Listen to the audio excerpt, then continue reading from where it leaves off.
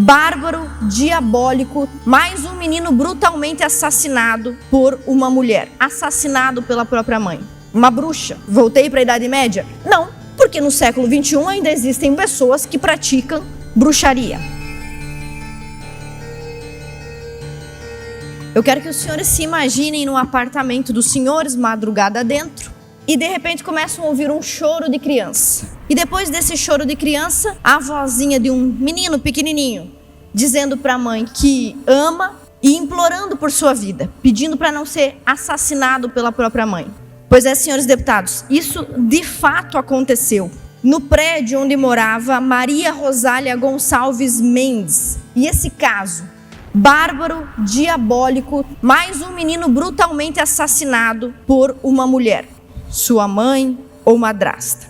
Essa mulher de 26 anos decapitou seu próprio filho, um menino de 6 anos, e quando a polícia entrou no local do crime, a mãe estava sentada com a faca na mão e a cabeça do menino no colo, do próprio filho decapitado.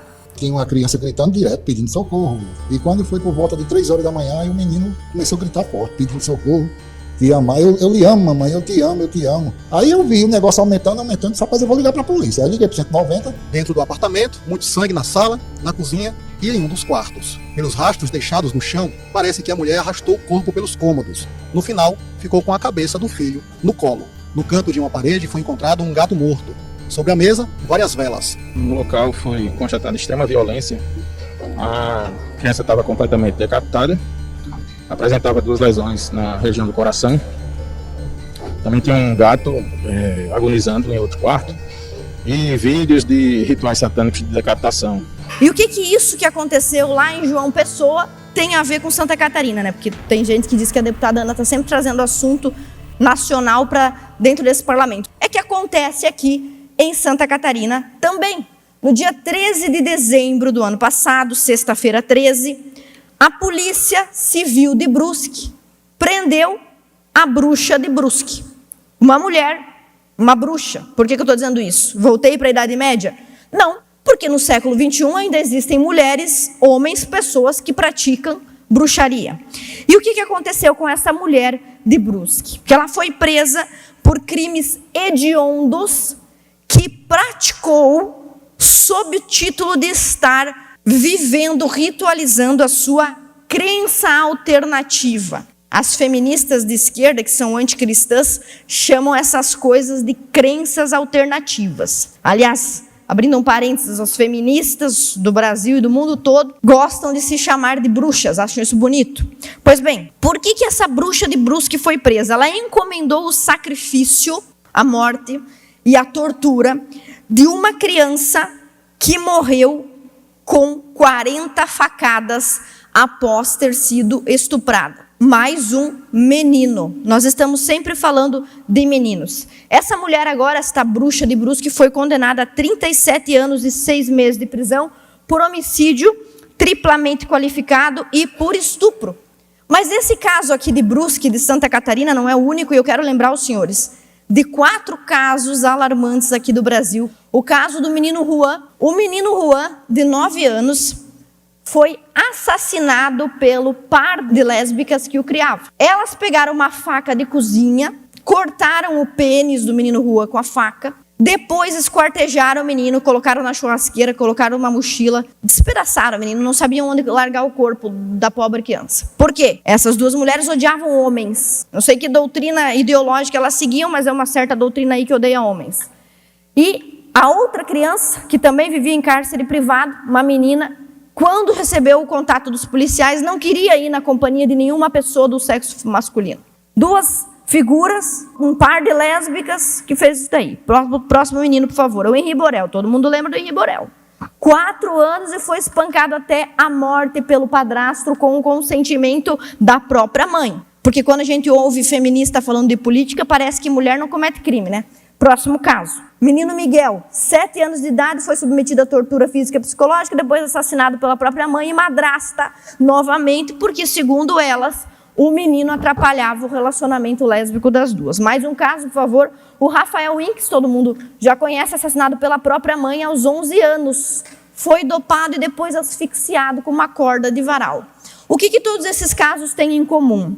Todos eles se referem a meninos, especificamente crianças do sexo masculino. Por que esse assunto é importante? Porque quando a gente fala sobre crimes praticados por mulheres contra homens ou meninos, as pessoas fingem que aquilo ali não existe. Eu fui pesquisar estudos acadêmicos sobre esse assunto, que dizem os trabalhos acadêmicos. É lógico que a universidade, cooptada por essa calhorda feminista, um bando de professoras histéricas feministas, não permitem que trabalhos sérios e científicos sejam produzidos para investigar violência doméstica contra crianças do sexo masculino ou contra homens adultos. Um dos estudos que nós encontramos aí, chamado Violência Sexual contra Meninos, mostra a defasagem de dados sobre violência sendo praticada com crianças do sexo masculino. Durante o meu mandato, que agora já vai para o 7º ano, eu falo constantemente sobre a depreciação da figura masculina. O movimento feminista trabalha para dizer que tudo que é masculino é mal. A estética masculina é má, as preferências masculinas são má, o comportamento masculino é mau, a virilidade é má, tudo que é masculino é mau e tudo que é feminino é bom. Os senhores não percebem isso porque também já foram contaminados com isso. E durante o meu mandato, por 7 anos, eu falo aqui sobre isso. A quantidade de leis apresentadas semanalmente, mensalmente, nesse país, nesse estado, sempre protegendo somente a mulher. E se eu sou mulher, por que não me beneficio disso?